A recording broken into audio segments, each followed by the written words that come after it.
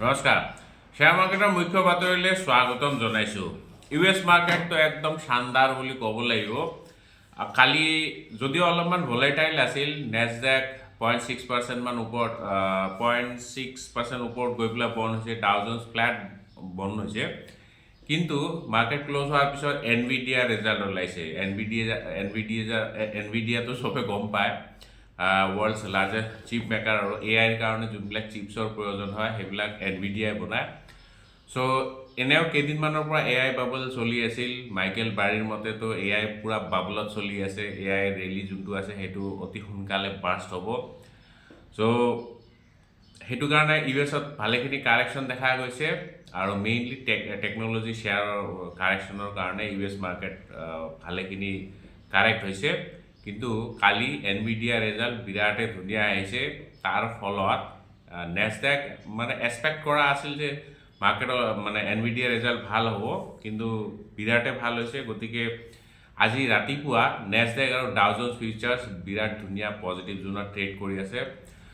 প্ৰায় 2% মান ওপৰত নেছডেক ফিউচাৰ্ছ ট্ৰেড কৰি আছে, আৰু ডাও জোন্স প্ৰায় 1% মান ওপৰতে ট্ৰেড কৰি আছে। নিকেই মানে এছিয়ান বজাৰ বিৰাট ধুনীয়া পজিটিভ। নিকে 3.5% মান ওপৰত ট্ৰেড কৰি আছে, 3.5% ইণ্ডেক্স এটা। চ' এছিয়াৰ পৰা আমি বিৰাট ধুনীয়া সংকেত পাই আছোঁ, বহুত ভাল সংকেত পাই আছোঁ। তাৰমানে আজি মাৰ্কেট পজিটিভ হ'ব লাগে। গিভ নিফটি এতিয়াতো 80 পইণ্টছৰ গেপ আপ অপেনিং ইণ্ডিকেট কৰি আছে। চ' নিফটিৰ কাৰণে যোনটো ইম্পৰ্টেণ্ট হাৰ্ডেল আছিল 26,100, বহুত দিনৰ পৰা সেইখিনি জেগাত গৈ পেলাই ৰৈ যায়। চ' আজি ফাইনেলি সেইটো লেভেলৰ ওপৰত অপেনিং দেখাব। অপেনিং হৈ পেলাই যদি ছাষ্টেইন হৈ যায়, তেতিয়াহ'লে মোৰ লাগিছে নতুন লাইভ হাই বনাবলৈ নিফটি আৰু বেছি টাইম নালাগিব, হয়তো আজিও বনিব পাৰে। চ' আজি বা এদিন দুদিনৰ ভিতৰত নিফটিয়ে নতুন লাইভ হাই বনাব লাগে মোৰ মতে। চ' বজাৰ সংকেত পজিটিভ। আজি নেগেটিভ কিউজ তেনেকুৱা একো দেখা নাই। আৰু এইপিনে বিহাৰ ইলেকশ্যনটো হৈ গ'ল। নীতিশ কুমাৰ চাহাবে আজি শপত গ্ৰহণ কৰিব, গতিকে সেইটো চাবলগীয়া হ'ব। চাবলগীয়া মানে কি, অলৰেডি এইবিলাকতো ডাইজেষ্ট হৈ গৈছে নিউজ। আচ্ছা, এইপিনে চেবিয়ে ৰিটেইল ইনভেষ্টৰক অলপমান সচেতন হ'বলৈ কৈছে। যোনবিলাক আনৰেগুলেটেড বণ্ড প্লেটফৰ্ম, সেইবিলাকৰ থ্ৰু দি বণ্ড মাৰ্কেটত বিনিয়োগ কৰিবলৈ মানা কৰিছে। অলপমান সাৱধানতা অৱলম্বন কৰিবলৈ অনুগ্ৰহ মানে কি ক'ম, নটিফিকেশ্যন জাৰি কৰিছে আৰু। চ' যোনবিলাক আনৰেগুলেটেড বণ্ড প্লেটফৰ্ম, বণ্ড মাৰ্কেটটো গম পাইছে, বণ্ড মাৰ্কেট য'ত আপুনি কৰ্পৰেট বণ্ড বা ডিবেঞ্চাৰ কিনিব পাৰে। চ' সেইবিলাক ৰেগুলেটেড হ'ব লাগে। চেবিৰ মতে ৰেগুলেটেড প্লেটফৰ্মৰ থ্ৰু দিহে আপুনি বাই কৰিব লাগে। যদি আনৰেগুলেটেড প্লেটফৰ্মৰ থ্ৰু দি বাই কৰে, তেতিয়াহ'লে বাই চান্স কিবা লছ হ'লে আপুনি তাৰ ভৰপাই কৰিব নোৱাৰিব, বা ক'ৰবাত গৈ পেলাই আপুনি কমপ্লেইনো কৰিব নোৱাৰিব। চ' কেইদিনমান আগতে ডিজিটেল গ'ল্ডক লৈ পেলাই চেবিয়ে সচেতনতা এনেকুৱা জাৰি কৰিছে যে আনৰেগুলেটেড গ'ল্ড প্লেটফৰ্মৰ পৰা ডিজিটেল গ'ল্ড বাই নকৰিব, যেনেকৈ পে'টিএম, গুগল পে', ফোনপে'ৰ জৰিয়তে। চ' এতিয়া বণ্ড প্লেটফৰ্মৰ কথাও জাননীত দিছে আৰু। চ' সেইকাৰণে সেইটো আজি মানে ৰিটেইল ট্ৰেডাৰে অলপমান এইবিলাক বস্তু মন কৰিব লাগিব। আচ্ছা, কালি যদি ডেটা চাই, ডেটা অলপমান পজিটিভ। FI এগেইন তেওঁলোক বাইং মুডত আহি গৈছে। 1,581 ক্ৰ'ৰ্ছৰ ষ্টক তেওঁলোকে বাই কৰিছে। DI 1,360 ক্ৰ'ৰ্ছৰ ষ্টক বাই কৰিছে। যোনদিনা FII বেছিকৈ চেল কৰে, DI সিদিনা বেছিকৈ বাই কৰে। যোনদিনা DI বাই কৰে, FII বাই কৰে, সিদিনা DI বাইংটো অলপমান কমি যায়। চ' এনেকুৱা কিবা এটা সিহঁতৰ তালমিল আছে, সেইটোৰ মতে চলি থাকে আৰু। আচ্ছা, যিয়ে নহওক, এতিয়া অলপমান ষ্টক স্পেচিফিক নিউজ চাম। আৰ্নিং ছিজনটো শেষেই হ'ল, ষ্টক স্পেচিফিক নিউজ বহুত কমেই ওলাইছে। চ' যিয়ে নহওক, তাৰে ভিতৰত কেইটামান ওলাইছে সেইটো চাম। আচ্ছা, বাই দ্য ৱে কেইটামান কুৱেৰি লৈ লওঁ আজি। দুজন মানে কুৱেৰি কেইটামান দিছে।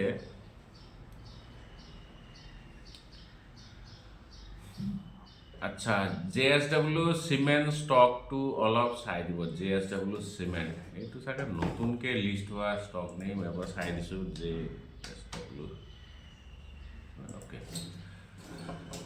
বাপৰে খাতৰা চোন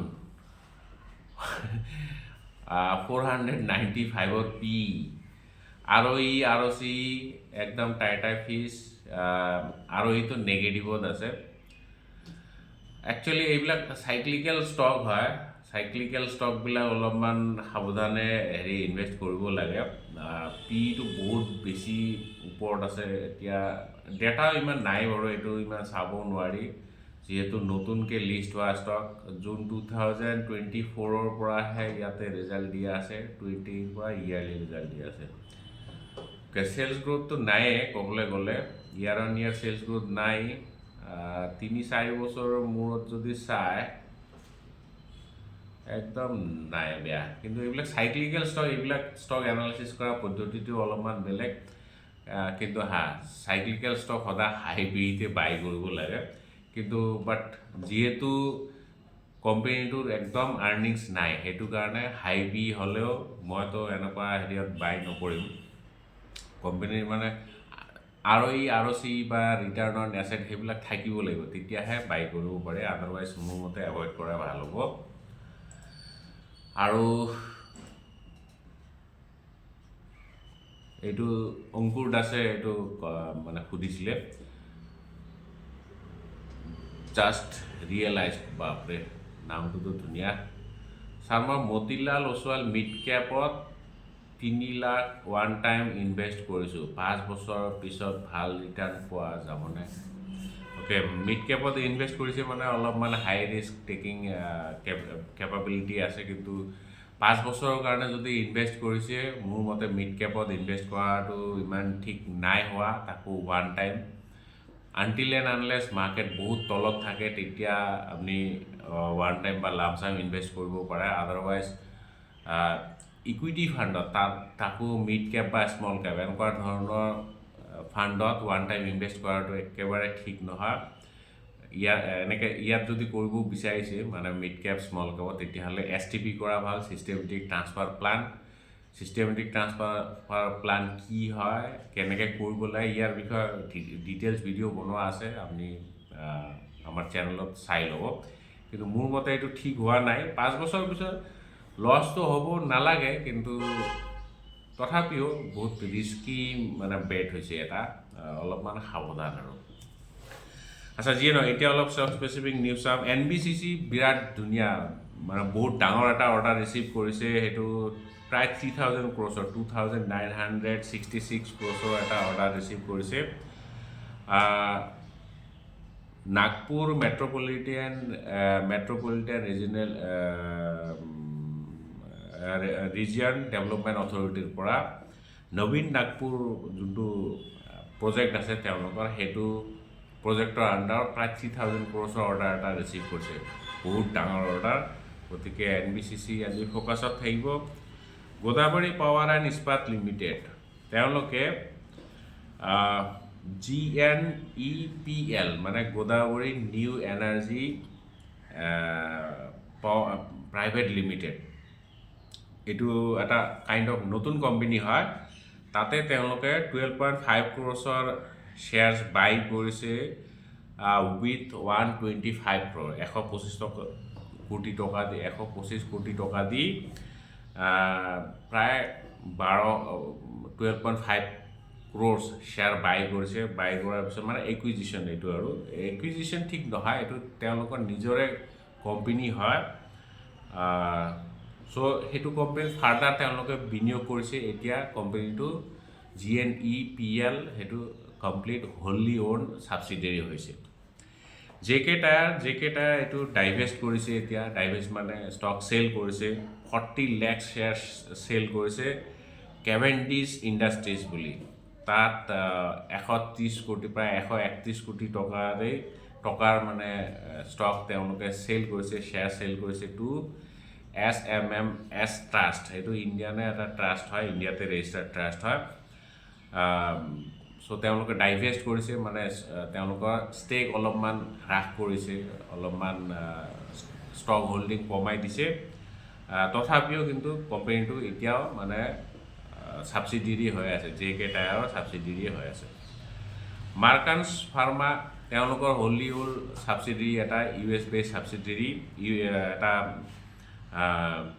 US FDA ইনস্পেকশ্যন হৈছে তাতে তেওঁলোকে এপ্ৰুভেল পাইছে মানে একো প্ৰব্লেম পোৱা নাই আৰু এটা মেডিচিনৰ কাৰণে পাইছিলে সেইটো হ'ল এণ্টি ডায়েৰিয়েল মেডিকেশ্যন আৰু এটা টেবলেট হয় 2 mg টেবলেট হয় সেইটোৰ কাৰণে তেওঁলোকে US FDAৰ পৰা মানে গ্ৰীণ ছিগনেল পাইছে গতিকে মাৰ্কান্স ফাৰ্মাৰ কাৰণে পজিটিভ নিউজ হয় চ' আজি ফ'কাছত থাকিব অইল ইণ্ডিয়া তেওঁলোকে টেকন'লজি ছাৰ্ভিচ এগ্ৰিমেণ্ট কৰিছে এটা মানে ডাঙৰ অইল জায়েণ্টৰ লগত টোটেল এনাৰ্জিছৰ নাম জানে চ' তেওঁলোকৰ লগত তেওঁলোকে টেকন'লজি ছাৰ্ভিচ এগ্ৰিমেণ্ট চাইন কৰিছে চ' এইটোৰ জৰিয়তে তেওঁলোকে ডিপ ৱাটাৰ এক্সপ্ল'ৰেশ্যন কৰিব চ' টোটেল এনাৰ্জি তেওঁলোকৰ সেইটো ফিল্ডত এক্সপাৰ্টিছে আছে অফশ্ব'ৰ এক্সপ্ল'ৰেশ্যন বা ডিপ ৱাটাৰ এক্সপ্ল'ৰেশ্যন আৰু গেছ ডিস্কভাৰীত তেওঁলোকৰ